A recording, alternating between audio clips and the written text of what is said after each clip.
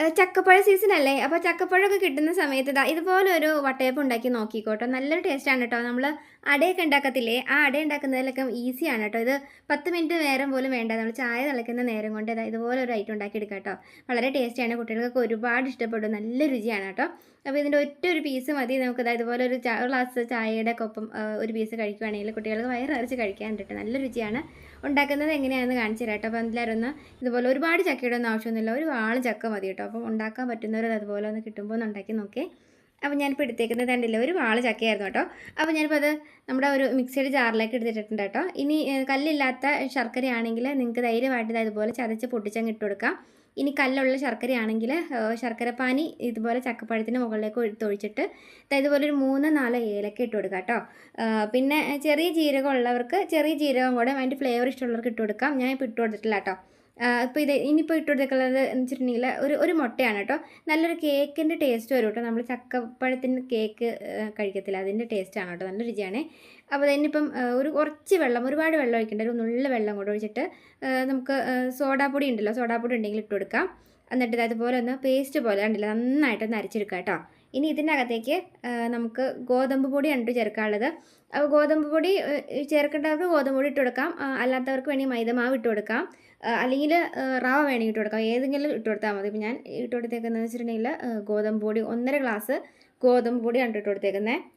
ഇനി നമുക്ക് ഇതിനകത്തേക്ക് കട്ട കുത്താതിരിക്കാനായിട്ട് ഒരു നുള്ള വെള്ളം ചേർത്തിട്ട് ഒന്നും കൂടെ നമുക്കൊന്ന് പേസ്റ്റ് പോലെ അരച്ചെടുക്കാം കേട്ടോ. ഈ ഒരു പരം ആവുന്ന രീതിയിലാണല്ലോ. ഒരുപാട് ലൂസാക്കരുത്, ഒരു ചെറിയൊരു തിക്ക് ആയിട്ട് അതുപോലെ ഒന്ന് ആക്കിയെടുക്കുക കേട്ടോ. നല്ല മണമായിട്ടുള്ള മുട്ട ഇലക്കൊക്കെ ഇട്ട് അടിച്ച് എടുത്തുകൊണ്ട് തന്നെ നല്ലൊരു മണവും നല്ല ടേസ്റ്റും ഒക്കെ ആയിരിക്കും കേട്ടോ. ഇനി നമുക്കിത് അതുപോലെ ഒരു പാത്രത്തിലേക്ക് അങ്ങ് കൊട്ടാട്ടോ.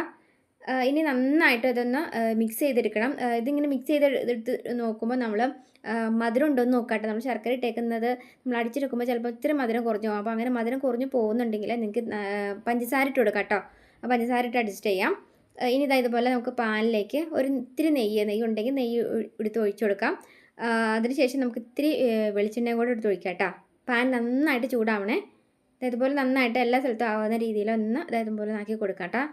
ഇനി നല്ല ചൂടനെ ഉള്ള പാനിലേക്ക് ഇതുപോലെ നമുക്ക് ആ ഒരു മിക്സ് ഇതുപോലെ ഇട്ട് കൊടുക്കാം കേട്ടോ. ഇതുപോലെ ഞാനിപ്പോൾ ഒന്ന് ഫുൾ ഇട്ട് കൊടുത്തിട്ടുണ്ട്. നന്നായിട്ട് ഈ ഒരു എണ്ണയും നെയ്യും കൂടെ മിക്സ് ചെയ്തേക്കുന്നത് ഇങ്ങനെ ഒന്ന് ചുറ്റിച്ച് കൊടുക്കുക. ഇനി നമുക്ക് ഇതിൻ്റെ മുകളിലേക്ക് എള്ളൊക്കെ ഉണ്ടെങ്കിൽ എള്ള് ഇതുപോലെ ഇട്ട് കൊടുക്കാം കേട്ടോ. എള്ളിട്ട് കൊടുക്കുമ്പോൾ എന്ന് വെച്ചിട്ടുണ്ടെങ്കിൽ നമുക്കത് കടിക്കുമ്പോൾ നല്ലൊരു ടേസ്റ്റ് കിട്ടും കേട്ടോ.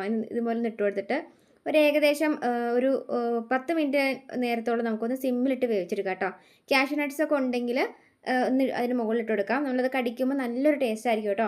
ഇനി നമുക്കൊരു 10 മിനിറ്റ് നേരം ഒന്ന് സിമ്മിലിട്ട് വയ്ക്കാം കേട്ടോ. അപ്പോൾ ഞാനിപ്പോൾ ഏകദേശം ഒരു 10 മിനിറ്റ് നേരമായപ്പോൾ അതുപോലെ തുറന്നിട്ടുണ്ട് കേട്ടോ. അപ്പം ഇതിൻ്റെ ഉള്ളിലൊക്കെ ഒന്ന് വെന്ത് കിട്ടുന്നതിന് ഏകദേശം ഒരു 10 മിനിറ്റ് നേരം ഒന്ന് വെയിറ്റ് ചെയ്യാം കേട്ടോ. ഇതുപോലെ ഒന്ന് അനക്കി കൊടുക്കുക. അതിനുശേഷം നമുക്കൊന്ന് ഏകദേശം ഒരു ഓക്കെ ആയി വന്നിട്ടുണ്ടെങ്കിൽ ഇതുപോലെ ഒന്ന് നമുക്ക് വിട്ട് കിട്ടും കേട്ടോ. ഈ ഒരു നമുക്ക് തവി വെച്ചിട്ട് ഇതുപോലെ ഒന്ന് മറിച്ചിട്ട് കൊടുക്കാം കേട്ടോ.